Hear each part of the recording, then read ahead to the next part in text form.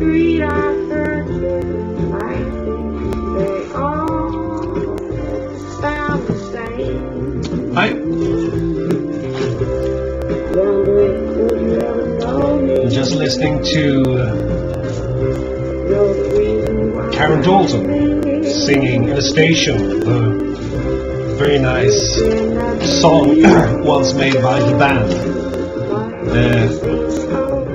But I think I'll turn it down a bit, keep you in the background. Sorry, Karen.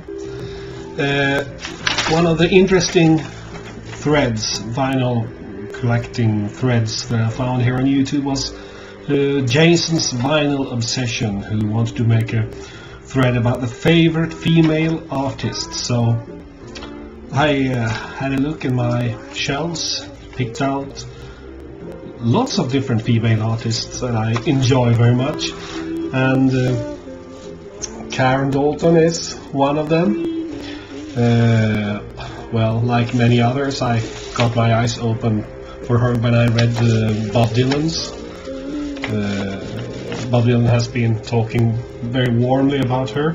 This is her second album.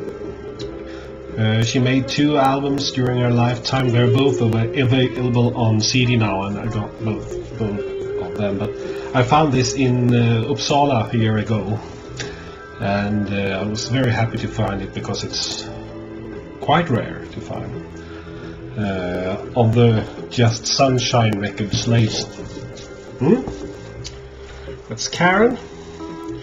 Then over to another singer that I've admired for over 20 years, ever since I first heard her participate on an album with one of my big favorites, Paul Simon, that is Phoebe Snow. For many years I couldn't find any of her albums when I lived up in northern Sweden. It's been a bit easier lately, but I still haven't found all of her albums. This is one of them though, Second Childhood from 1976. I don't remember if it's her second or third LP. This is an American pressing on the Columbia label though, very good. She's got a very special voice, just like Karen Dalton, and I'm a great fan of Phoebe Snow. Well. Nancy Sinatra.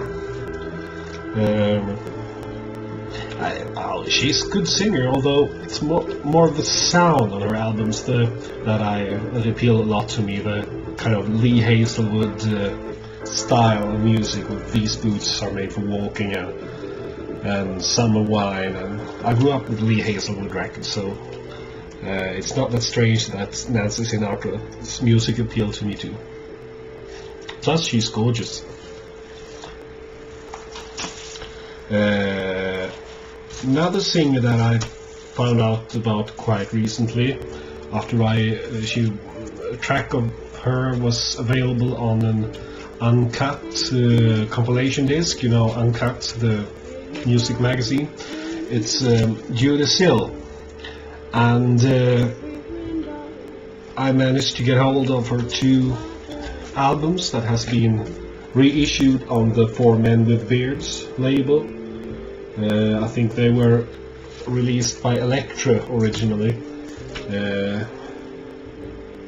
She's made a very good song called The Kiss. That's not on this one, that's on the other one, never mind. She was a great songwriter, and but she lived a hard life and died very young, alas. Then over to a more recent artist. Well, I know it may not be too cool to admit that I adore this girl, but I do. Well, I don't know. I love her music, and I love her. So, Norah Jones, enough said. This is a record that I like to pick up when it's Christmas with Mahalia Jackson. I've had this for many years, for many Christmases. I'm not the real gospel fan, but I really like Mahalia Jackson's warm voice. I love it. Okay. Another artist with a Paul Simon connection is Linda Ronstadt. I haven't that many records of her, but those I have I really like. This is her famous Silk Purse LP that I found quite recently. Nice. She looks good too, but she's mainly a good singer. And then over to one of my absolute favorites, Candy Staton. The glow in her voice when she sings. See, she's so passionate, and she can sound so strong and so fragile at the same time. And she's still active and makes new records now and then. I think her last one was released last year or so, and they are very good too. Very good. This is an earlier one, although it's a reissue, but on the Fame label, but well worth having. Another reissue, but good singer who died early, much too early. Minnie Riperton, Perfect Angel. She could do amazing things with her voice, and this album is one of the best examples of it. Amazing voice. And then over to maybe the record that I've listened to most times during all these years, since I grew up, since it was a part of my mother's fine record collection, and I've had many different versions of this record, and I never grow tired of it. It's one of my all-time favorites. It's Killing Me Softly by Roberta Flack, and it's got two kinds of different sleeves. One which you lift off the top. What's the name of this? The top? The lid of the piano first, and then the actual piano. I've seen those in which these two fit together too. Killing Me Softly is not my favorite song there. I even think it's one of the worst songs on this album. But the song is filled with so many good songs like River, Susanna, When You Smile, No Tears in the End is so superb. And Jessie by Janis Ian, who could be a part of this bunch of records I'm showing as well. Janis Ian is another favorite. And also I grew up with it. It's part of my childhood, and I have a deep sympathy for the music I listened to when I was a child. Okay, another more recent, fairly recent artist.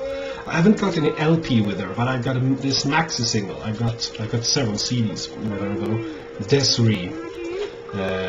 This is Mind Adventures.